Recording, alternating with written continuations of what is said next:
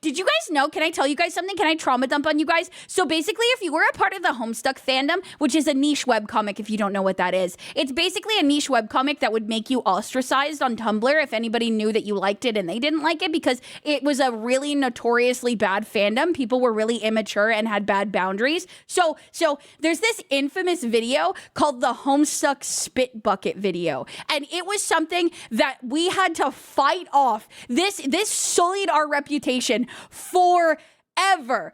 Okay, so basically the way that trolls reproduce in Homestuck is that they all come inside a bucket, and then the Imperial drones come and they protect they confiscate their cum bucket, and then they put it in a big vat and make a big slurry of cum, and then the cum creates little grub things that are then like born as like little insect creatures, and then when they grow up their legs fall out and they become like a more of like a human thing. But anyway, there was this one video of these Homestuck cosplayers all sitting in a circle, all sitting at a restaurant in a circle, and they had like a plastic like sand bucket, like a sand like play bucket, and all of them at this like relatively fancy looking restaurant were gathering up huge gobs of spit and then dribbling them into the bucket to like accumulate their own spit in a bucket, like as a Homestuck reference, in public. And like there was people in the background that were like, what the fuck? And like, oh my God, dude,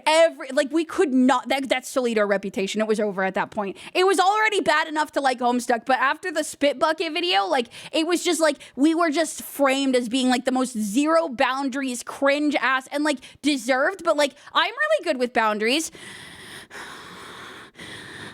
So it sucks that I get roped into that.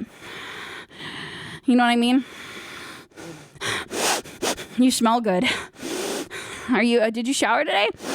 I hope not. Sorry. Guys, I would never spit in a bucket in public. That would be weird. I would never spit in a public bucket. That would be weird. I'd spit in a private bucket in the privacy of my own home.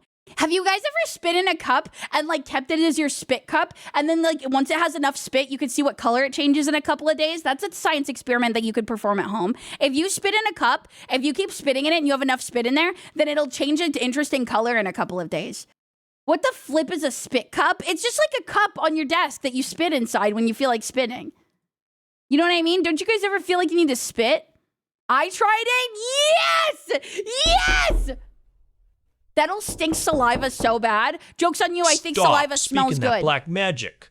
Have you watched Octopimp's Homestuck videos? Of course! I can replicate his Gamzee voice. Yo, his Aridin voice was like my headcanon Aridin forever. And I loved Aridin, even though he's trash. Sorry, guys, I'm being a nerd again. However, I will say that video about my rigging is doing numbers. And maybe that's a lesson that I should take and internalize, that when I want to nerd out about something I'm passionate about, people do give a shit about it. I'm starting to get this vibe that like people cared about. So I was like very self-conscious, like, oh my God, that was stupid. Why did I do that? And then like it's doing numbers. That's crazy.